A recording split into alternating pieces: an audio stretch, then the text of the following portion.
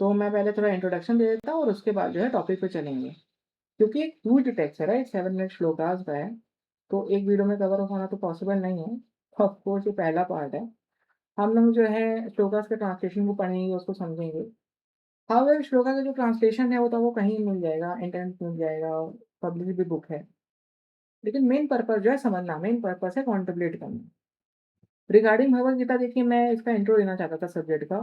और क्योंकि song of the God है तो मैं क्या ही इंट्रो दे सकता हूँ, तो कुछ चीज़ें मैंने यहाँ से निकाली हैं पुराण से, कुछ चीज़ शंकराचार्य से जो भगवद गीता के बारे में उन्होंने बोला है, तो उसको भी लेंगे। और जो इंट्रोडक्शन है ना, टेक्निकली आपको हर बार पढ़ना चाहिए जब आप भगवद गीता पढ़ रहे हैं तो उसी को हम जो है ना वीडियो में कवर करने की कोशिश करेंगे। भगवद गीता जो है 700 श्लोकास का है और मैंने कुछ सेलेक्टेड श्लोकास दिए हैं, अराउंड 500। क्योंकि कई बार ऐसा होता है कि अर्जुन जो सवाल पूछते हैं वो हम लोग का कुछ इम्पोर्टेंस नहीं रखता है।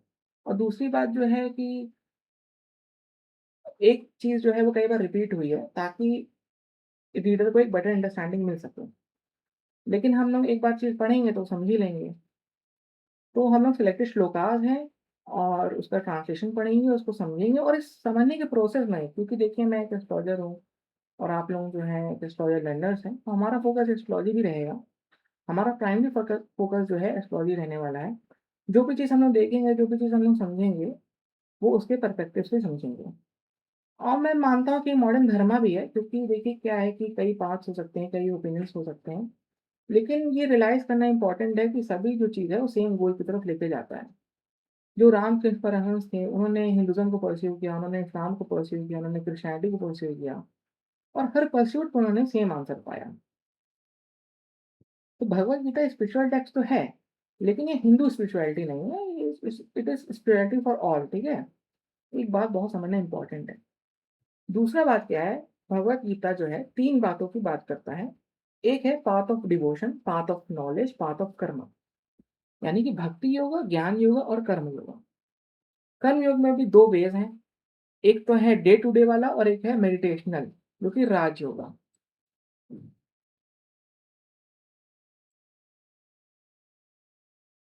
कुछ स्कॉलर्स का ओपिनियन ये है कि इसको 4 में डिवाइड कर सकते हैं। एक है भक्ति योगा, एक है ज्ञान योगा, एक कर्म योगा है और एक राज योगा है। हालाँकि राज योगा जो है वो एक टाइप का कर्मा ही है, मेडिटेशन एक टाइप का कर्मा ही है, तो इसीलिए जो कर्म योग के अंदर ही आता है। अब ये सवाल उठता है कि कौन सा योगा प्रेफ़र है? कौन-सा पाथ लेना चाहिए? तो अगर ये आप सोचें कि आप लोग जो है भगवद गीता पढ़ रहे हैं, भगवद गीता को समझ रहे हैं, तो आप ऑलरेडी जो है पाथ ऑफ नॉलेज पे तो हैं ही हैं। ज्ञान मार्ग पे तो आप हैं ही हैं, क्योंकि आप नॉलेज को एक्युमुलेट कर रहे हैं। पाथ ऑफ डिवोशन में, भक्ति योग में पढ़ा नहीं जाता, राइट? मीरा जो 2 ग्रेट भक्त थी कृष्णा जी की, वो कोई एक टेक्स्ट को फॉलो नहीं कर रही थी। जो उनको पसंद था वो फॉलो करती थी। तो पाथ ऑफ डिवोशन में ना गॉड बड़ा पर्सनल हो जाता है। वो आप चुन सकते हो। And with respect to karma, part of karma की अगर बात करें तो वहाँ रीडिंग नहीं आती। वहाँ आप कुछ बेसिक कर्मा पता होते हैं और कुछ आप करते हो। कर्मा जो है रीडिंग इंक्लूड नहीं होता है।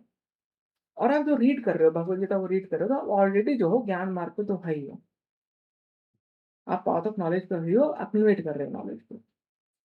तो मुझे लगता है डिफरेंट पाथ्स बने हैं डिफरेंट पीपल के लिए। अब यहाँ पे क्वेश्चन होता है कौन सा पाथ कौन सा पीपल के लिए बना है। और इसको अगर आप इंटरप्रेट करें हिंदुइज्म में आज के ज़माने के हिसाब से, क्योंकि अर्लियर टाइम्स में क्या रहता था कि अगर आप सी भी क्रॉस कर लिए तो उसको एक बड़ा सिन माना जाता था। तो एक एसेटिक जो है वो सी क्रॉस नहीं कर सकता था। अगर उसने सी क्रॉस कर लिया तो वो एक एसेटिक नहीं रह गया। तो ये सब इंडिया में ही कन्फाइंड था, क्योंकि यहाँ पे जो है कास्ट है, धर्मा था, सब कुछ था। लेकिन अगर मैं ग्लोबल पैरामीटर्स की बात करूँ, तो फर्स्ट चीज़ जो हम लोग डील करने वाले हैं वो है धर्मा से। तो अपार्ट फ्रॉम 4 योगास, हम लोग धर्मा के बारे में बात करेंगे, हम लोग रेमेडीज़ के बारे में बात करेंगे और हम लोग एस्ट्रोलॉजी के बारे में बात करेंगे। हालाँकि अगर आप किसी भी बात पे हैं, भक्ति योग पे हैं, ज्ञान योग पे हैं, कर्म योग पे हैं, तो वो इटसेल्फ एक रेमेडी तो है ही है। लेकिन और भी रेमेडीज़ के बारे में बात करेंगे, राइट? तो देखिए पॉइंट जो धर्मा का है, कृष्णा जी बता रहे हैं, धर्मा ही के बारे में बताते हैं। लेकिन प्रॉब्लम हो जाती है भगवद गीता में, प्रॉब्लम मैं नहीं कहूँगा, ये थोड़ा इंटेलेक्चुअल प्रॉब्लम अगर मैं कहूँगा, क्योंकि जो भी आप टेक्स्ट अगर पढ़ते हो जैसे भगवद गीता, तो मल्टीपल प्लेसेस पे थोड़ा कॉन्ट्रडिक्टरी बन जाती है। क्योंकि रियल मैसेज जो है कृष्णा का बड़ा सिंपल है, वो एक ही 2 श्लोकास में बता ही देते हैं। लेकिन बाद में थोड़ा कन्फ्यूजिंग और ऑल सॉर्ट ऑफ थिंग्स बन जाता है। ज्ञान योग पे वो बात करते हैं कि जो वर्ड है, वो अनरियल है, ये समझ लो तो ज्ञान योग हो गया। भक्ति योग है कि जो अपना डिवोशन है वो मेरे ऊपर लगा दो, राइट? लेकिन इवेंचुअली जो है वो फ़ोर्स ही कर रहा है ना अर्जुन को फाइट करने के लिए। मतलब अगर उसने समझ लिया है कि गॉड ही सब कुछ है और उसने अपना डिवोशन गॉड पे लगा दिया है, तो पर्पस क्या है फाइटिंग करने का? जाओ जंगल में जाओ मेडिटेशन करो।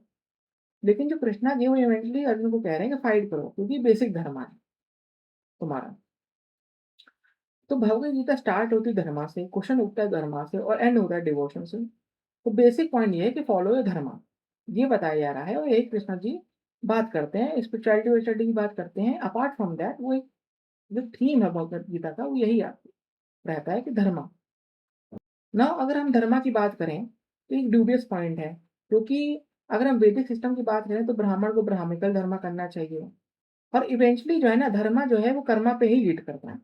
क्योंकि अगर आप कोई धर्म फॉलो करोगे, उसके लिए आपको कोई ना कोई कर्म करना पड़ेगा ना। तो ब्राह्मिकल धर्मा लीड्स टू ब्राह्मिकल कर्म। धर्मा कर्म में प्योर लिटरल ट्रांसलेशन करो तो उसको कहते हैं राइटियसनेस, या एक कह सकते हैं कि something that's needs to be done. तो आपको ये पता चल गया कोई अगर ब्राह्मण है, उसको ब्राह्मण धर्म फॉलो करना है और ब्राह्मण धर्मा के लिए उसको ब्राह्मण को ही कर्म करना पड़ेगा। अब ब्राह्मण कर्म में भी कई होते हैं। ब्राह्मण कर्म होते हैं वो कई तरह के होते हैं ना, जैसे कि टीचिंग भी है, प्रीस्ट है, राइट? और रिसर्चर है या कोई भी एक तरह का नॉलेज वो परस्यू कर रहा है। तो वो एक ब्राह्मण का कर्म है। तो एक ब्राह्मण जो है प्रीस्ट भी हो सकता है, टीचर भी हो सकता है, रिसर्चर भी हो सकता है, या कोई भी ऐसा कोई जो नॉलेज पे लगा हुआ हो। लेकिन 2 या 3 काम नहीं कर सकता ना। तो क्वेश्चन यही उठता है कि उसको फिर उन काम में से कौन-सा काम करना चाहिए? और दूसरा क्वेश्चन ये उठता है कि अगर ब्राह्मण इंटेलिजेंट ना हुआ हो तो? इंटेलिजेंट का मतलब कि ब्राह्मण जो उसको काम करना है, जिस हिसाब से जो उसका धर्म है, उस धर्म के जो कर्म करने हैं, उसके हिसाब से वो इंटेलिजेंट ना हुआ तो? और ये तो कोई रेयर चीज़ तो है नहीं, अनकॉमन तो है नहीं कि बहुत सारे जो ब्राह्मण्स हैं वो अनइंटेलिजेंट भी हैं। मान लीजिए आपने जो है ब्राह्मण है और आपने उसको वेदास पढ़ाया 24 साल तक और 24 साल के बाद वो वेदा को फॉलो नहीं कर पा रहा, वो प्रैक्टिस नहीं कर पा रहा है वेदास को, तो फिर प्रॉब्लमेटिक हो गया ना, तो फिर टाइम वेस्ट हो गया। और अगर आप सोच रहे हैं कि वो फ़ॉलो करे जितनी भी उसके पास लिटिल नॉलेज है, तो वो भी दिक्कत है सोसाइटी के हिसाब से, क्योंकि इस हिसाब से तो कोई डॉक्टर है उसको जो है सर्जरी नहीं आती, लेकिन आप उसको फ़ोर्स करें कि आप सर्जरी करो, वहाँ पे दिक्कत हो जाएगी ना, पेशेंट के लिए दिक्कत है, सोसाइटी के लिए दिक्कत है, राइट? तो फिर हम क्या करें? तो अगर सर्जन नहीं बन सकते हो तो नर्स बन जाओ, ऐसा डॉक्टर बन जाओ जो सर्जन को हेल्प करता हो उस काम में। तो अगर कोई ब्राह्मण जो इंटेलिजेंट नहीं है, उतना कोई इंटेलिजेंट नहीं है कि वो जो है वेदास को फ़ॉलो कर सके, उसको प्रैक्टिस कर सके, तो वो जो है जो वेदास को फ़ॉलो कर रहा है, कोई रिसर्च कोई टीचर उसको असिस्ट कर सकता है। तो एक स्मॉलर वे ऑफ टीचिंग है कि टीचर को असिस्ट करना, राइट? तो ब्राह्मणिकल धर्म फ़ॉलो कर रहा है, इस हिसाब से वो अपना जो है धर्म फ़ॉलो वो कर सकता है। लेकिन फिर एक बात आती है कि अगर हम लोग यहाँ पे फॉरेनर्स की बात करें या अगर हम लोग बात करें non Hindu for that matter, तो फिर हम उनको क्या लेंगे? उनको शूद्रस लेंगे क्या? अगर उनको शूद्रस लेते हैं तो फॉरेनर्स ने तो ज़्यादा रिसर्चेज़ की हैं दैन ब्राह्मण्स, राइट? तो हम लोग शूद्रस कैसे ले सकते हैं? तो हम लोग उनको ब्राह्मण लेंगे क्या? तो अगर हम लोग उनको ब्राह्मण लेंगे तो जैसे जो विंस्टन चर्चिल जैसे लोग हैं या जैसे और लोग हैं उनको हम लोग ब्राह्मण नहीं कह सकते। तो इवेंचुअली क्या है ना, जो हम लोग जो कर्मा करते हैं, जो हम लोग का प्रोफ़ेशन है, जो हम लोग प्रैक्टिस करते हैं प्रोफ़ेशन, वही इवेंचुअली हम लोगों का कास्ट बन जाता है, वही हम लोग का वर्ण बन जाता है। और उसी ही के हिसाब से, कास्ट के हिसाब से ही हम लोग का धर्म डिसाइड होता है। और यही हम लोग का पर्पस है, एस्ट्रोलॉजी का पर्पस यहीं पे हो जाता है कि हम लोग उसको पहले पहले ही से बता दें कि तुम्हारा कास्ट कौन-सा है, तुम्हारा वर्ण कौन-सा है, क्या तुमको काम करना चाहिए, क्या तुमको धर्म फ़ॉलो करना चाहिए। क्योंकि अगर हम वैदिक सिस्टम की जैसे बात करें तो पर्पस क्या है एस्ट्रोलॉजी का, राइट? अगर सब कुछ फिक्स ही है, ब्राह्मण को ब्राह्मण धर्म करना चाहिए, हाँ, क्षत्रिय को क्षत्रिय धर्म करना चाहिए, कर्म करना चाहिए, तो सब कुछ जब फिक्स है तो उसका पर्पस क्या है? देखिए पहली बात तो एस्ट्रोलॉजी जो है कि मुहूर्त निकालने डेवलप हुई थी। कौन से समय पे होमा करना चाहिए, कौन से समय पे पूजा पाठ करना चाहिए। उसके बाद जो है क्लॉक बनाने के लिए, कैलेंडर बनाने के लिए डेवलप हुई, राइट? हालाँकि तब भी जो है ये कोई ज़्यादा कोई लॉन्ग टास्क तो था नहीं जिसमें ज़्यादा समय लगे। वो तब भी डेवलप तो हो ही चुकी थी। तब फिर प्रिडिक्टिव एस्ट्रोलॉजी का डेवलपमेंट क्यों हुआ इतना ज़्यादा? वो इसीलिए हुआ क्योंकि हम ऐसा नहीं कह सकते ना कि पीछे जाएँ और तुम्हारा देखें कि तुम कौन से कास्ट के हो, कौन से वर्ण के हो। कि अगर मॉडर्न बात करें तो आजकल जो है काफ़ी तरह के प्रोफ़ेशन भी निकल चुके हैं, उस हिसाब से अलग-अलग डिफरेंट टाइप के। तो यहीं पे एस्ट्रोलॉजी जो है काम में आती है कि हम लोग जो है उसका पहले से उसका जो है बता दें कि तुमको कौन-सा कर्म, कौन-सा धर्म फ़ॉलो करना चाहिए। अब ये भी हो सकता है यहाँ पे 2 वेज़ हैं, या तो वो हॉरोस्कोप से चले या तो वो अपने इंटेलिजेंस के हिसाब से चले। लेकिन इंटेलिजेंट यहाँ पे डूबियस वर्ड है कि यहाँ मैं उस हिसाब से नहीं चलता हूँ। क्योंकि जब आप कोई चीज़ सीखते हो, कोई चीज़ पढ़ते हो तो आपका इंटेलिजेंस जो है वो डेवलप हुआ करता है, चेंज हुआ करता है। तो हालाँकि एक हॉरोस्कोप से चलना ही एक बेहतर एक आइडिया रहता है। एक बेहतर वे निकल के आता है। अब देखिए हम लोग भगवद गीता पढ़ रहे हैं लेकिन ये ओल्डे टेक्स्ट तो है नहीं, उपनिषद भी हैं, राइट? वेदास भी हैं, ब्रह्मणास भी हैं। लेकिन भगवद गीता जो है ना इन सब कंडेंस अच्छे से बहुत कर देता है। यहाँ पे जो है 4 योगास निकल के आते हैं और कई लोगों का मानना है, जो विवेकानंद का जैसे कि इनका योगा का मिक्सचर भी हो सकता है, सिंथेसिस भी निकल सकता है। लेकिन मेरा कहना है कि प्योर सिंथेसिस आप नहीं क्रिएट कर सकते हैं। हालाँकि जैसे मैंने पहले तो कह ही दिया था कि राजयोग या कर्म योग तो वो एक ही है ही है। बिकॉज़ राजयोग जो है मेडिटेशन इंक्लूड करता है और और कर्म योग है वो इंक्लूड करता है कि आप गुड कर्मा करें, राइट? तो डूइंग मेडिटेशन जो है वो इटसेल्फ एक कर्मा है ही है। तो कर्मा और राजयोग जो है वो कनेक्टेड टू ईच अदर हो ही गया। अगर यहीं ज्ञान योग और कर्म योग की बात करें तो वो भी एक कनेक्टेड तो है ही है। बिकॉज़ अगर आप कोई भी कर्मा सेल्फलेसली करना चाहते हो, तो उसके लिए आपको नॉलेज होना बहुत ज़रूरी है।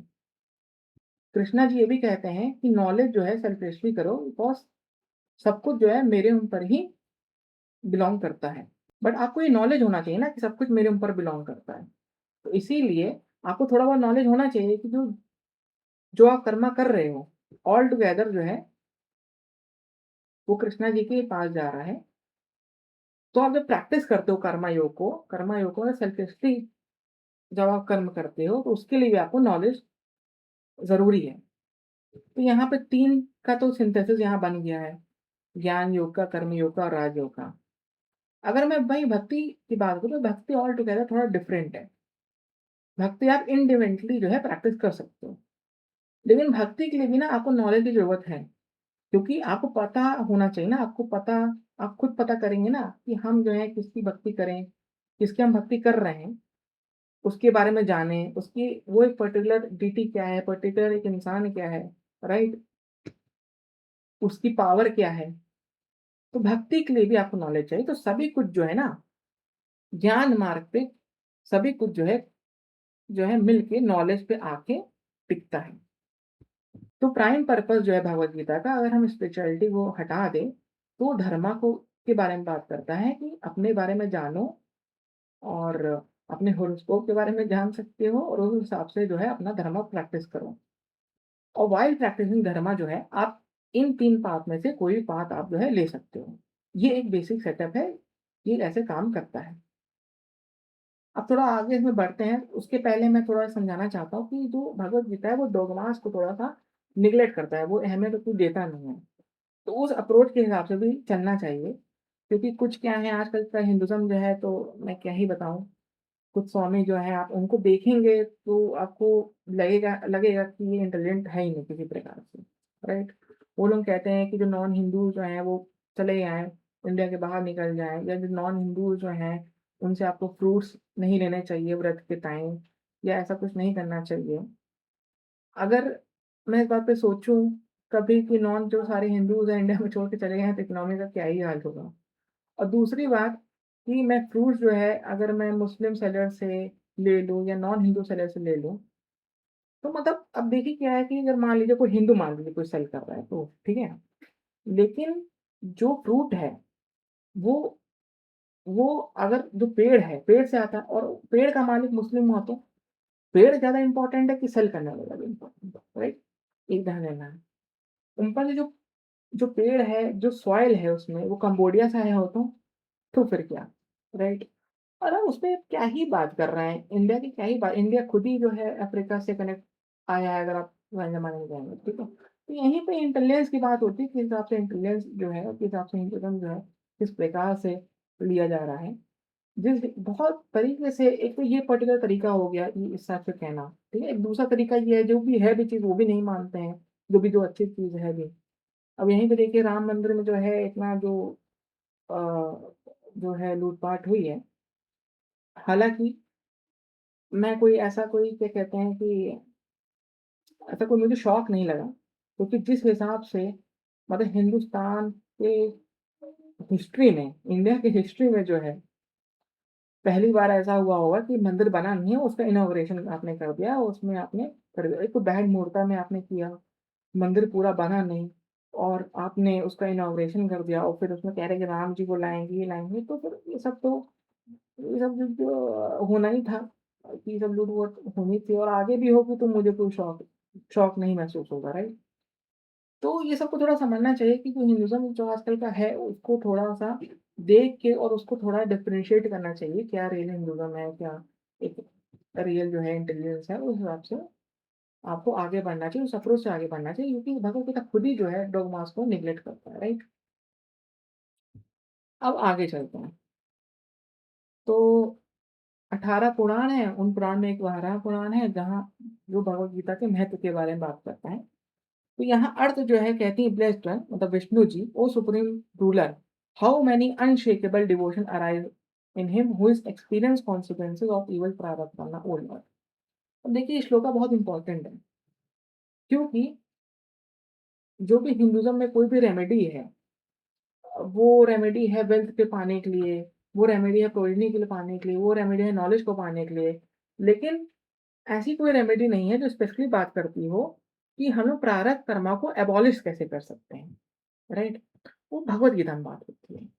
तो आप समझ ही सकते हैं भगवद गीता को पढ़ना इटसेल्फ कितनी बड़ी रेमेडी है। भगवद गीता पढ़ना, भगवद गीता को समझना, राइट? वहीं विष्णु जी कह रहे हैं, ही हु कंस्ट्रेन्ड बाय प्रारब्ध करना is ever laboriously practicing Gita, he is liberated, he is happy in this world and he is not stained by karma. तो क्यों ऐसा बोल रहे हैं? क्योंकि जिसके पास नॉलेज है, वो knowledgeable person, God knowledgeable person है। तो जब नॉलेज से कोई भी आप जो काम करते हो, तो उसमें जो है कर्मा जो है वो, ये बात करें फ्यूचर कर्मा भी नहीं होगा ना। He is not stained by karma, मतलब प्रारब्ध कर्मा तो छूट ही जाएगा, बैड लाइफ पाप कर्मा। फ्यूचर में जो हम कर्म करेंगे, वो भी स्टेन नहीं होगा बैड कर्मा से। ऐसा क्यों? क्योंकि जब नॉलेज हो जाती है ना, तो हम लोग जो भी काम करते हैं, जब कोई नॉलेज के हिसाब से करते हैं, तो एक बेहतर काम निकल के आता है, वो एक धर्मा बन जाता है, राइट? फॉर एग्ज़ाम्पल जो गॉड है बहुत नॉलेजेबल है, राइट? तो वो जब क्वालिटीज़ गॉड के पास भी है, वो भी एंग्री होता है। लेकिन जब वो एंग्री होता है ना, तो वो एंग्री में इन्वॉल्व नहीं होता। उसको नॉलेज होती है कि एंगर एक अलग चीज़ है और एक नॉलेज एक अलग चीज़ है, राइट? जब वो एंग्री होता है, वो डिस्ट्रक्शन भी करता है, लेकिन वो डिस्ट्रक्शन उसी का करता है जो नीड हो डिस्ट्रक्शन करने की। वो हर चीज़ डिस्ट्रक्ट नहीं करता है, राइट?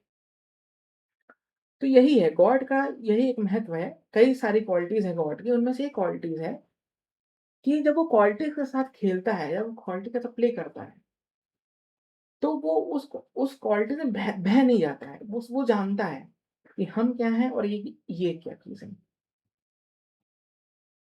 अब यहाँ पे देखिए क्या है कि ह्यूमन बर्थ को बड़ा फॉर्च्यूनेट माना जाता है। ह्यूमन बर्थ में 2 अप्रोचेज़ हैं।